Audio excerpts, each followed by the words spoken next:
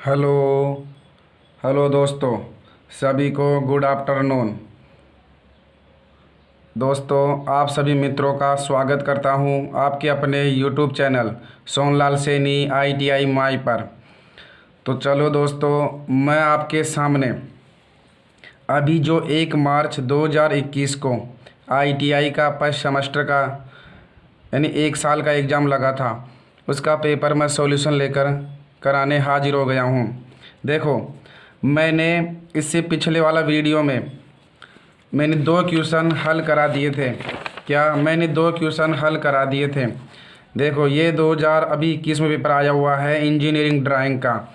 इसमें मैंने first question ये फ्री हैंड स्केच और ये जो डायग्राम है इसको बाकायदा समझा दिया है। अगर जिसने भी नहीं देखे हो तो मेरे डिस्क्रिप्शन में जाइए चैनल के, वहाँ पर वीडियो आपको मिल जाएगा बाकायदा लिखा हुआ इंजीनियरिंग ड्राइंग 1 मार्च 2021। वहाँ जाके अपना कॉन्फिडेंस देख सकते हैं कि आपने कितना क्या सही किया है। उसके बाद मैंने उस वीडियो में 2 क्वेश्चन समझाने के बाद मैं आज आपको इस वीडियो में क्वेश्चन नंबर 3 और 4 समझाऊंगा। आज आपको इस वीडियो में ये क्वेश्चन नंबर 3 और क्वेश्चन नंबर 4 दोनों समझाने आया हूँ। तो आप इस वीडियो को ढंग से विस्तार से देखते चलिए। आपने कितना क्या करके आए हो, आप अपना ज्ञान पता लगा सकते हो। क्वेश्चन कह रहा है, question number 3, draw the symbol of first angle projection and third angle projection as per IS specification if bigger dia D is 40 mm। Question ये कहना चाहता है कि आप फर्स्ट एंगल और थर्ड एंगल प्रोजेक्शन का सिंबल बनाइए जिसका बड़ा व्यास D माने होता है डायमीटर, उसका बड़ा व्यास 40 mm है, जिसका बड़ा व्यास 40 mm है। देखो यही क्वेश्चन देखा जाए ना तो अभी पिछली बार 23 नवंबर 2020 को जो पेपर लगा था उसमें भी क्वेश्चन पूछा हुआ है ये, और पुनः क्वेश्चन दोबारा आ गया ये। तो देखो दोस्तों, वीडियो देखने पर आपको ये पता चल जाता है कि पिछले क्वेश्चन ही आने वाले एग्जामों में रिपीट होते हैं। तो इसीलिए वीडियो ढंग से देखा करो और गौर से देखा करो। वीडियो एक बार में समझ में नहीं आई तो वीडियो बार बार देखा करो। तो देखिए, आज आपको इस वीडियो में ऐसा तरीका बताऊंगा कि आने वाले किसी भी एग्ज़ाम में अगर ऐसा क्वेश्चन आ जाए फर्स्ट एंगल या थर्ड एंगल का सिंबल बनाने का, तो आप आसानी से बना दोगे। देखिए, मैं यहाँ पर क्वेश्चन नंबर 3 हल कराता हूँ। तो मुझे फर्स्ट एंगल और थर्ड एंगल का सिंबल बनाना है और जिसका व्यास डायामीटर 40 mm का है। तो चलिए शुरुआत करते हैं बनाने की। देखिए, क्वेश्चन नंबर 3 में कह रहा था कि डाया कितना है, उसका डाया है 40। देखो, आम तौर पर एग्जाम में फर्स्ट एंगल चाहे थर्ड एंगल का सिंबल हो हमेशा डाया 20 होता है बनाते समय, लेकिन क्वेश्चन ने यहाँ पर 40 दिया है। अब की बार तो हम क्या करेंगे, 40 दिया है ना तो सब कुछ उसका आकार, यहाँ से यहाँ तक की दूरी सब चेंज होती है।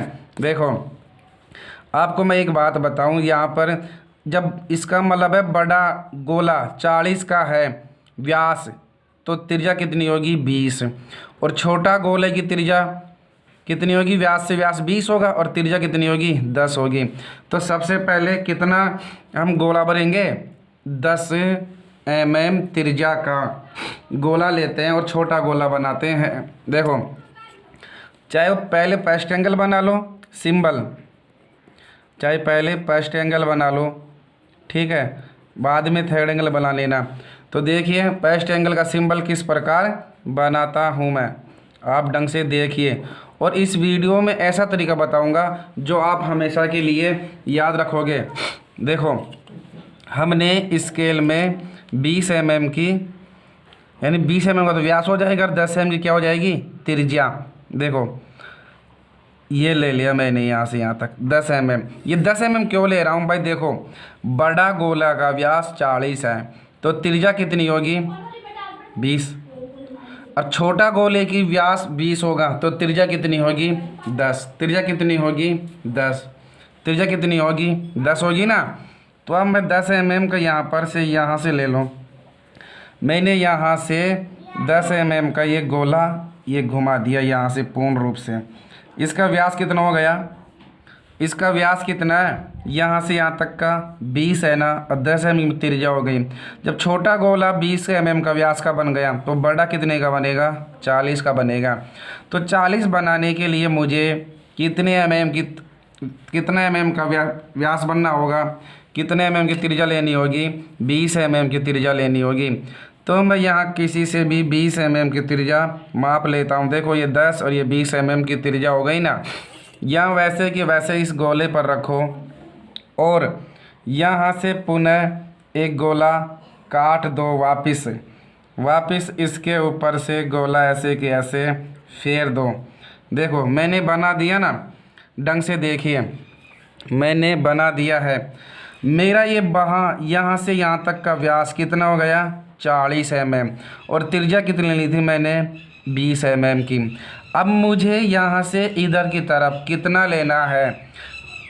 अधिकतर लोगों का यहाँ कन्फ्यूज था। अधिकतर हमें स्टूडेंट कमेंट कर रहे थे कि सर हमें ये बात तो समझ में आ गई कि बड़ा गोला यहाँ से यहाँ तक 40 था, 20 mm की त्रिज्या थी, छोटा गोला 10 mm की त्रिज्या थी, पूरा व्यास 20 का था, लेकिन हम यहाँ से कितना लें या फिर यहाँ से कितना लें, ये बातें समझ में नहीं आ रही थी।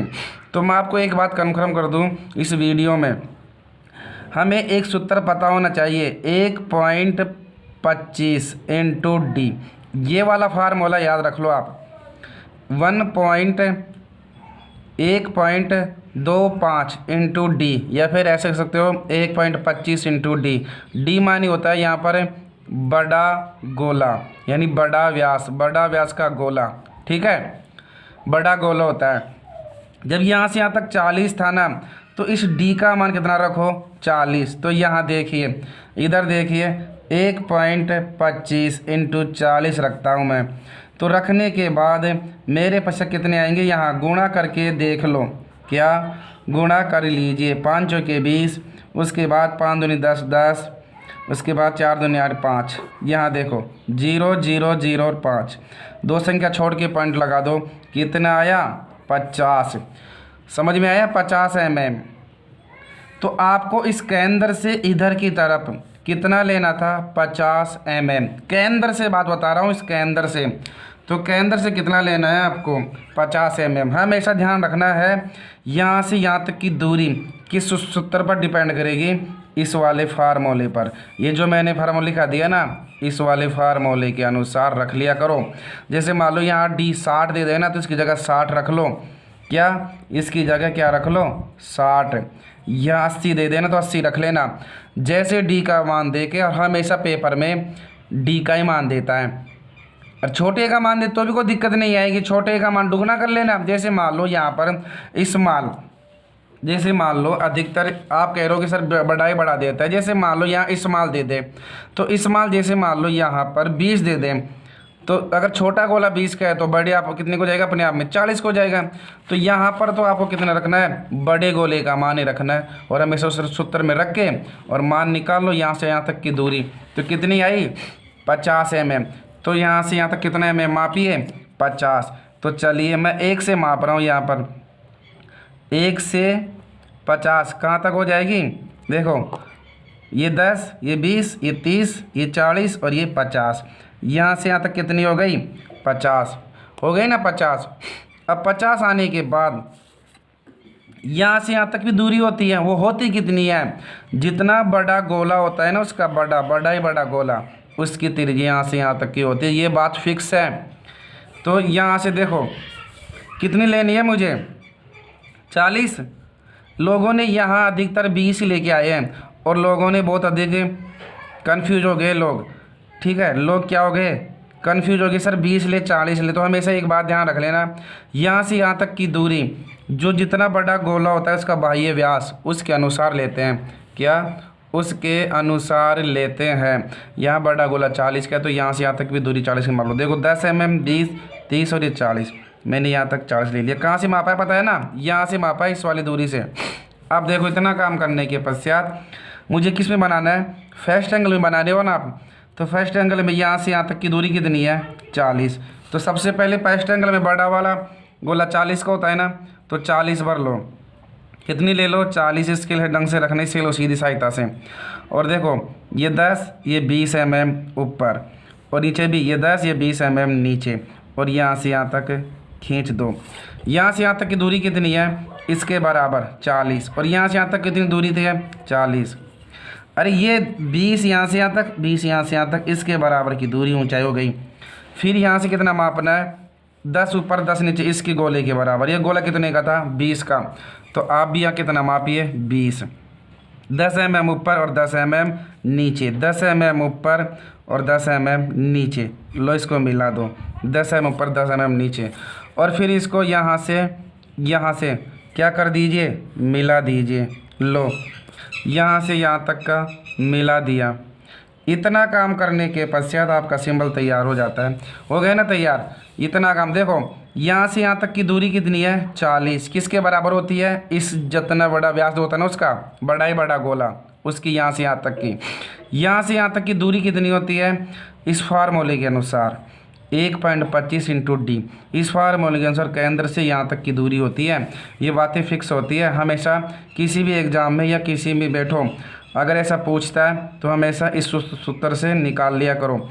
फिर यहाँ पर इसके आर पार डॉट लाइन कर दो, इसको क्या कर दो, डॉट लाइन से दर्शा दीजिए।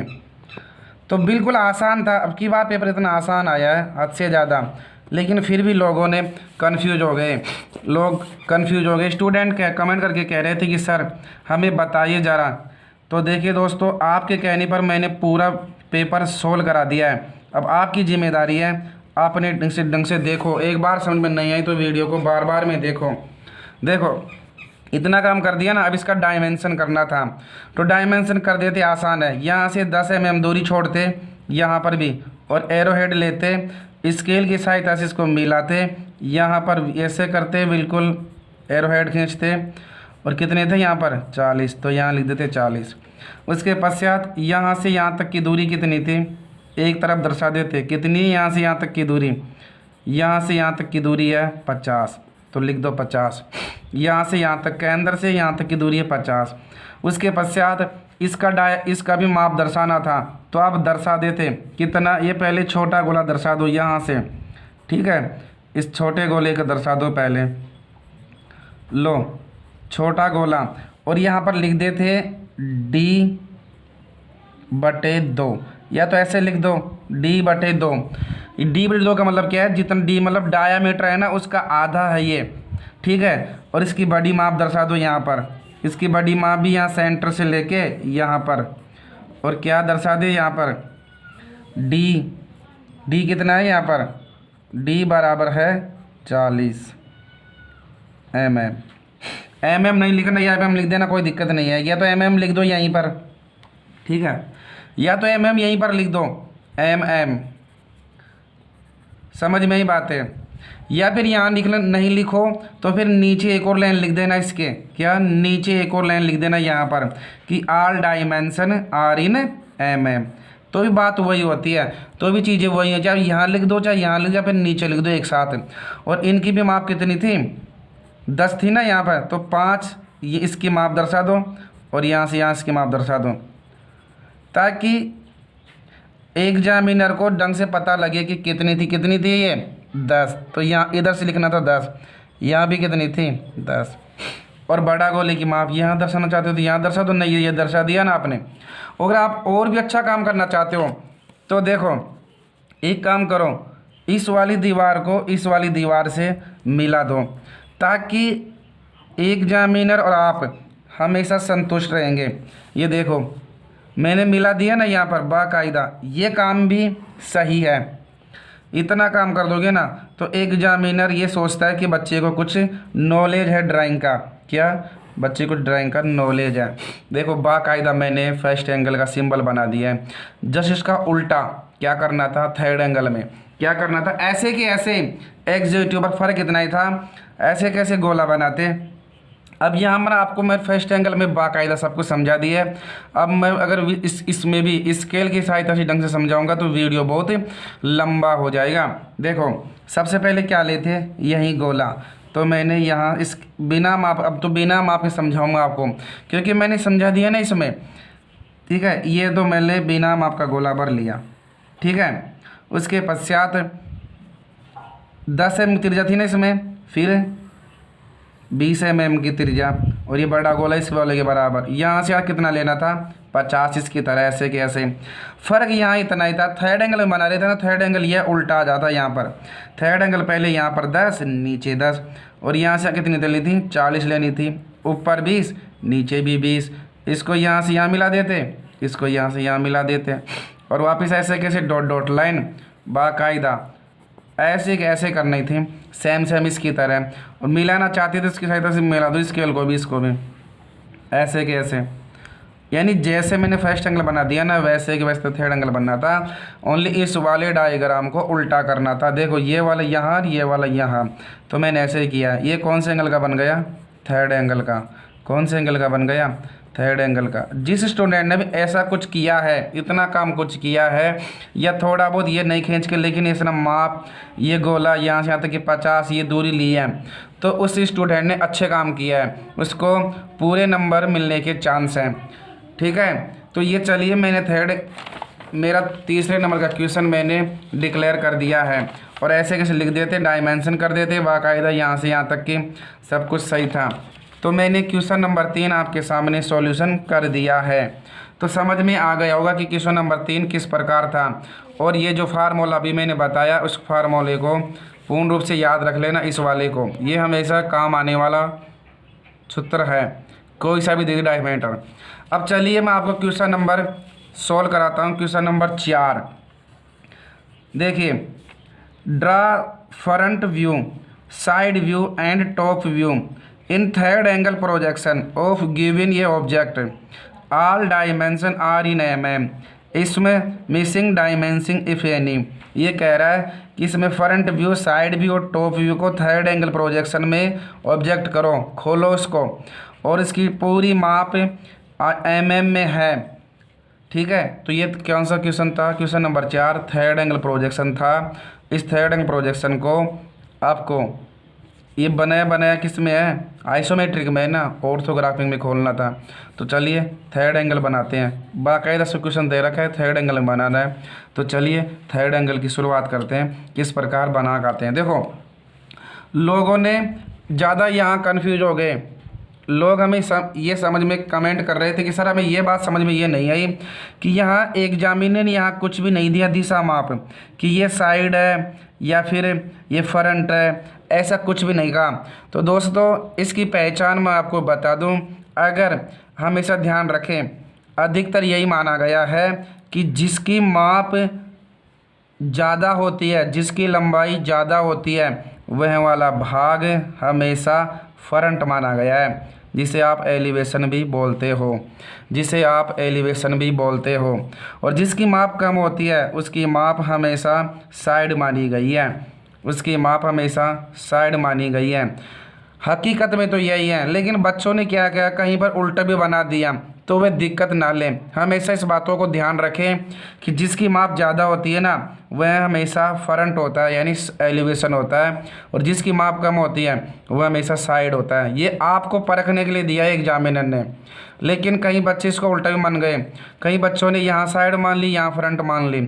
तो वे बच्चे टेंशन ना लें, हमेशा आने वाले एग्जामों में ध्यान रखें कि जिसकी भुजा ज़्यादा होती है वो उसको हमेशा फ्रंट माना जाता है, यानी एलिवेशन माना जाता है, और जिसकी भुजा कम होती है उसको साइड माना जाता है। और प्लान तो हमेशा ऊपर ही रहेगा, टॉप तो हमेशा ऊपर ही रहेगा, ठीक है। तो चलिए बनाते हैं क्वेश्चन नंबर 4। बिल्कुल आसान क्वेश्चन था, इससे अलावा इससे आसान प्रक्षेप कभी आ ही नहीं सकता। तो चलिए शुरुआत करते हैं प्रक्षेप बनाने की। ढंग से देखिए, मैं आपको क्वेश्चन नंबर 4 कराता हूँ, मैं क्वेश्चन नंबर 4 कराता हूँ। देखो अधिकतर तो मेरा प्लान, मैं जहाँ पर भी या कभी भी ड्राइंग पढ़ाता हूँ तो प्रक्षेप को बनाता हूँ ना, तो पहले बाउंड्री तैयार करता हूँ, पहले बाउंड्री तैयार करता हूँ।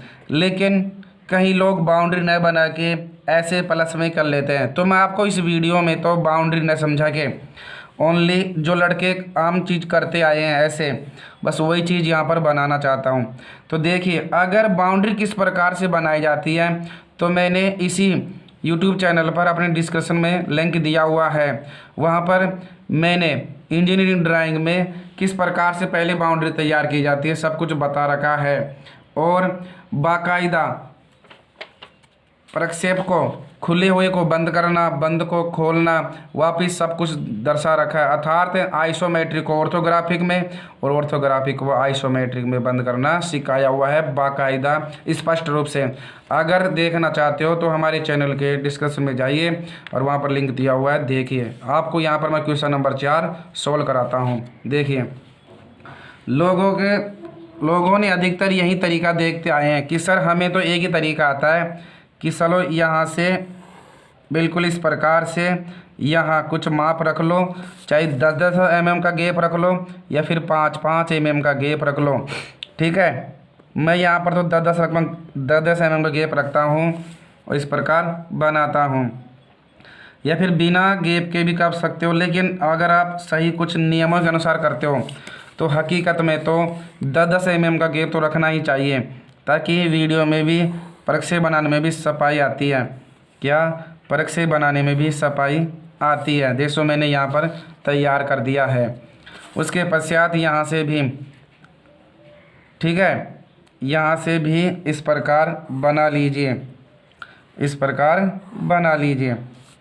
यहाँ से भी आप 10-10 mm का गैप रख दीजिए ताकि चित्र सही ढंग से बन सके। यहाँ 10, नीचे भी 10। इसी प्रकार यहाँ से भी माप ले लीजिए आप। ये चित्र तो क्या है, हल्का था, इसीलिए ज़्यादा दिक्कत नहीं आई। लेकिन मैंने अधिकतर वीडियो में तो पहले बाउंड्री लेके तैयार किया हुआ है। अब अधिकतर स्टूडेंट तो कोई तरीका तो बाउंड्री बना के तैयार करता है, कोई किस प्रकार से करता है। कोई दिक्कत नहीं है, आपके अनुसार कैसा भी तरीका लगाओ, लेकिन प्रक्षेप बनाना आपको आना चाहिए, प्रक्षेप बनाना आपको आना चाहिए। लो मैंने तैयार कर दिया है बाउंड्री। अब देखो, मेरे अनुसार तो यहाँ साइड होनी चाहिए थी, यहाँ फ्रंट है, एलिवेशन है। तो देखिए, सबसे पहले फ्रंट की यहाँ से यहाँ तक की चौड़ाई कितनी दे रखी है, 25, और ऊंचाई कितनी दे रखी है, 20 दे रखी है ना, 20। तो सबसे पहले 20 नीचे आता हूँ मैं। चलिए, सबसे पहले 20 नीचे आते हैं। तो यहाँ पर दोनों तरफ 20 mm नीचे आ जाएंगे।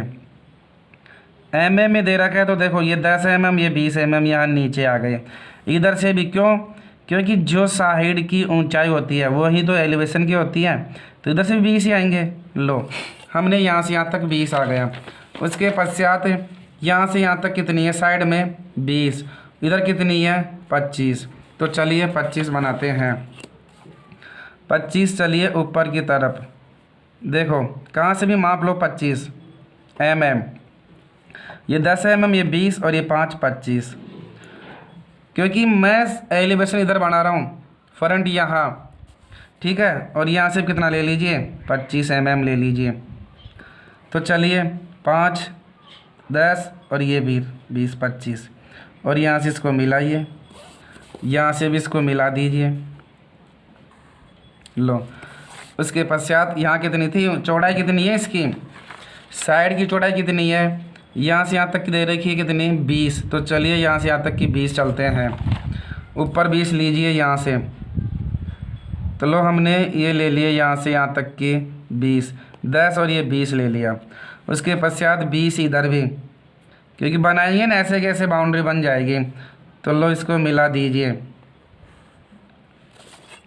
ऊपर भी ऐसे कैसे बना दीजिए। लो, हमारा साइड, और ये साइड इधर से दिखाई देने वाले पर ये दिखाई देता है, इधर से दिखाई दे, देखो साइड से देखने पर तो ओनली यही भाग दिखाई देता है, इसके अलावा कुछ भी दिखाई नहीं देता। तो हमने ये बना दिया, साइड इधर आएगी। उसके पश्चात फ्रंट में एक तो ये सामने वाला भाग दिखाई देता है पूरा हर बार, जो बना दिया मैंने ये। उसके पश्चात ये डिब्बा दिखाई देता है यहाँ से यहाँ तक का, लेकिन है कितना, यहाँ से कितना छोड़ रखा है, 5, इधर से कितना छोड़ रखा है, 5। तो चलिए सबसे पहले 5 5 छोड़ते हैं। फिर ऊपर कितना छोड़ रखा है? 5। तो चलिए 5 5 छोड़ते हैं। यह पे जब पहले प्लान में कोई दिक्कत नहीं आएगी। यहाँ से 5 mm छोड़ दो इधर, इधर से भी 5 mm छोड़ दो इधर, ठीक है। और ऊंचाई कितनी थी?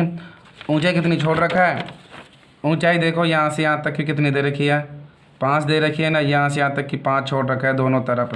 तो दोनों तरफ 5 चलिए, और 10 की ऊंचाई थी फिर यहाँ से। तो चलिए 5 mm छोड़ते हैं और 10 mm ऊंचाई लेते हैं। देखो ये 5 mm छोड़ दिया, और ये 5 और ये 5 10 की mm ले लिया, और इसको यहाँ से यहाँ तक मिला दिया। इसी प्रकार यहाँ पर भी 5 mm ऊंचाई छोड़ दो, ये 5 mm छोड़ दिया, और ये 10 mm की ऊंचाई ले लिया हमने। फिर इसको यहाँ से यहाँ तक मिला दीजिए। हेलो, हमने यहाँ से यहाँ तक मिला दिया है, हमने यहाँ से यहाँ तक मिला दिया है। हमारा जो ये बीच का भाग दिखाई दे रहा था, ये जो भाग दिखाई दे रहा था, ये पूर्ण रूप से बन गया। इसमें ये वाली लाइन पूर्ण रूप से नहीं जा रही है, थोड़ा 2-3 mm कम आ रही है नीचे। तो इसको 2-3 mm नीचे तार दीजिए। लो, इसको यहाँ से यहाँ तक मिला दीजिए। लो, हमने ये तैयार कर दिया है। हमारा एलिवेशन इन फ्रंट तैयार हो गया। ये अंदर की बाउंड्री तैयार हो गई, ये भाग तैयार हो गए। अब हमें तैयार करना है प्लान। तो प्लान की ऊंचाई कितनी दे रखी है? प्लान की ऊंचाई है 20। प्लान की ऊंचाई 20 है, और चौड़ाई कितनी है? चौड़ाई किसके बराबर होती है प्लान की? प्लान की चौड़ाई फ्रंट की चौड़ाई के बराबर होती है, और ऊंचाई साइड की चौड़ाई के बराबर होती है। तो ऊंचाई कितनी है? 20, और चौड़ाई कितनी है? 25। तो चलिए 20 ऊंचाई और 25 चौड़ाई। प्लान कहाँ बनेगा? फ्रंट के ऊपर बनेगा ना, तो ऊपर बनाइए। कितना चलते हैं ऊंचाई? 20। तो सबसे पहले ऊंचाई ले लो 10, और ये 20 mm। उसके पश्चात यहाँ से भी ले लो 20 mm, ठीक है। ये 10 और ये 20 mm, और अपने आप में चौड़ाई भी आ गई यहाँ से यहाँ तक की, क्योंकि सिद्ध में ले लिया ना मैंने, यहाँ से यहाँ सिद्ध में ले लिया। तो चौड़ाई भी होगी अपने आप में कितनी? 25। तो यहाँ से यहाँ तक इसको मिला दीजिए। लो, हमारा प्लान तैयार हो गया है। क्या? हमारा प्लान तैयार हो गया है। यहाँ पर क्या था? एलिवेशन फ्रंट, यहाँ साइड है, यहाँ क्या है? प्लान है। अब चलिए देखो, अब एक काम कीजिए, जब आप दूर से देखोगे ना साइड को, तो ऐसा प्रतीत होता है कि ये वाली लाइन इसके आर पार यहाँ से यहाँ तक जा रही है। कितना mm छोड़ती हुई है? ऐसे कैसे 5 mm की ऊंचाई, और ऊपर से भी इसके आर पार जा रही है। तो आप साइड में क्या कर दीजिए? डॉट डॉट लाइन दर्शाइए। देखिए ये सिद्ध में ये वाली लाइन कहाँ आ रही है? इसके आर पार। तो लो, इसको हिडन लाइन से दर्शा दीजिए। लो, मैंने हिडन लाइन से दर्शा दिया है। ऊपर भी इसी प्रकार यहाँ से यहाँ पर इसको यहाँ से यहाँ तक दर्शाइए।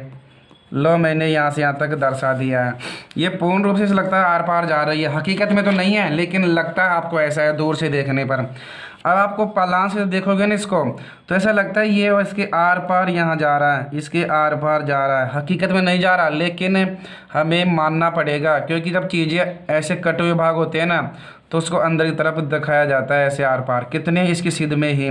तो चलिए ये वाला भाग भी प्लान में भी दिखेगा, तो इसको प्लान टॉप में भी बनाते हैं। तो चलिए यहाँ से यहाँ तक मिला लीजिए, और यहाँ से यहाँ तक डॉट डॉट लाइन कर दीजिए। बिल्कुल आसान प्रक्षेप था। लो, हमने बना दिया है, सब कुछ इंटर लाइन दर्शा दिया है। अब हमारा ये पूर्ण रूप से तैयार हो गया प्रक्षेप। अब हमें इसकी साइड व्यू या फ्रंट व्यू और ऊपर टॉप व्यू लिखना था, और इसकी डायमेंशन करनी थी। तो चलिए डायमेंशन कर दीजिए। यहाँ से यहाँ तक कितना है? 20। तो यहाँ से 10 mm नीचे आइए, यहाँ से 10 mm नीचे आइए, और एरो हेड खींचिए स्केल की सहायता से। यहाँ पर विस्तार एरिया एरो हेड बनाइए। कितने थे यहाँ पर? 20 लिख दीजिए। यहाँ कितनी थी? आप डबल माप लिखोगे। एक तो ये वाली माप कितनी है? पता है ना आपको, आपने गठा लिया होगा 15 है। देखो बाकायदा चित्र में दे रखी है 15। कितनी है ये? 15। तो पहले 15 दर्शाओ ना, जिसमें दर्शा रखा है। लोगों ने क्या किया? डायरेक्ट दर्शा दिया 25। लोग यही नहीं समझते कि अंदर की चीज़ें दर्शाएगी तो पहले अंदर की दर्शाएगी। यहाँ से यहाँ तक कितना छोड़ो? 10 mm। यहाँ से 10 mm, और ऊपर नीचे यहाँ एरोहेड लगाओ, विस्तार रेखा खींच के, ठीक है, डाई बीमारी का खींच के। कितनी थी? 15। तो पहले यहाँ 15 लिखो। उसके पश्चात इसकी बाहर की माप लिखो। अब यहाँ से देखो, यहाँ से छूट गया, यहाँ से वापस 10 लीजिए इस बिंदु की से नीचे की तरफ, और यहाँ पर भी इस नीचे से यहाँ गया सिद्ध में, तो यहाँ से 10 लीजिए, और यहाँ से ऊपर नीचे ऐसे कैसे विस्तार का खींच के यहाँ पर। और कितनी लिखनी थी? कितने का? ये पूरा 25 का। तो यहाँ से यहाँ तक 25। उसी प्रकार यहाँ पर भी माप लिखनी थी इसकी। कितनी थी ये ऊंचाई? 10 की। तो सबसे पहले यहाँ 10 mm दूर, इधर से भी 10 mm दूर, ये विस्तार रेखा, ये एरोहेड लाइन कितनी लिखनी थी यहाँ पर? 10। तो यहाँ लिख दीजिए 10। लो हमने 10 लिख दिया यहाँ से यहाँ तक, ठीक है। उसके पश्चात कितना आना था? यहाँ देखो, ये सीधे में यहाँ तक आई गई, ये सीधे में यहाँ तक आई गई। यहाँ से कितना आना था? 10। इधर भी कितना आना था? यहाँ से 10, और वापस स्टार रेखा ऐसे कैसे। और कितनी ऊंचाई हो गई इसकी पूरी? कितनी ऊंचाई है? 20। तो यहाँ लिख दीजिए 20, ठीक है। पूरी ऊंचाई लिख देना, ये पूरी माप क्या यहाँ लिख देना, इसकी 20 है यहाँ लिख दो, दिक्कत कोई नहीं आती है। उसके पश्चात ये अंदर का लिख ही दिया। अब आपको अगर लिखना चाहते हो कि सर हम और भी डायमेंशन करना चाहते हैं, तो ये जो 5 mm की डायमेंशन है ना, इस 5 mm की डायमेंशन भी आप कर सकते हो, लेकिन करने का तरीका थोड़ा सा अलग है। देखिए, थोड़ी देर के लिए सोचो, अगर मुझे 5 mm की रेखा करनी थी ना, 5 mm की रेखा, तो मैं क्या पता है क्या करता? देखो यहाँ से यहाँ समझा रहा हूँ, यहाँ से यहाँ 5 mm खींचता, यहाँ से 5 mm है हकीकत में, लेकिन विस्तार रेखा किधर लगाता मैं? बाहर की तरफ। एक बात ध्यान रख लेना, 5 mm से कम मान होता है तो उसकी विस्तार रेखा बाहर की तरफ होती है। जैसे यहाँ बाहर है, इधर बाहर है, और यहाँ कितना लिख देता? 5। ये सब कुछ 5 ही है। अब एक माप दर्शा दी ना, ये माप भी दर्शा सकते हो, ये माप दर्शा तो ये दर्श गई। इस प्रकार भी आप 5 की माप लिख सकते हो, लेकिन स्टूडेंटों ने नहीं दर्शाया। 5 mm जानते ही नहीं दर्शाना किस प्रकार क्या दर्शाएंगे।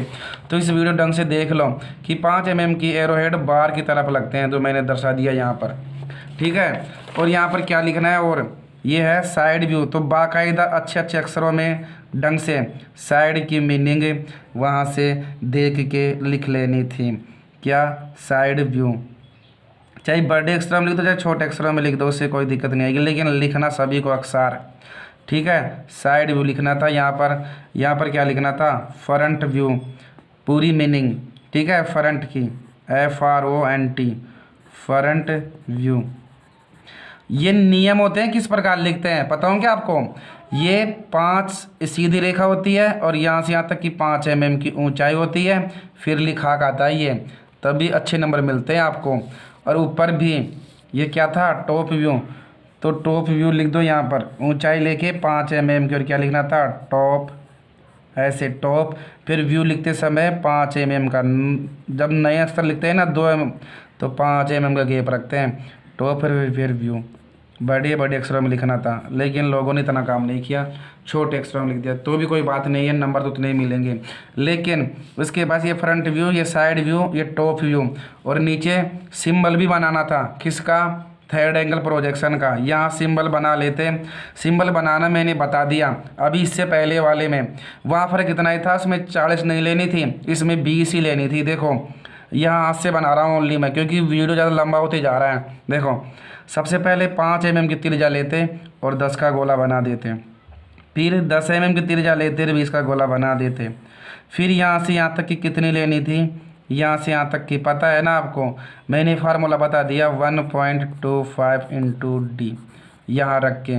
तो कितनी थी? लगभग यहाँ से यहाँ तक की 20 आएगी ना, लगभग यहाँ से यहाँ तक की। ये कम आएगी, देखो इसमें रखो 20, 1.5 × 20, 1.5 × 20 गुणा करो इससे, 0 0 0 मल्टीप्लाई 10, 5 2, ठीक है। यहाँ से यहाँ तक कितनी थी?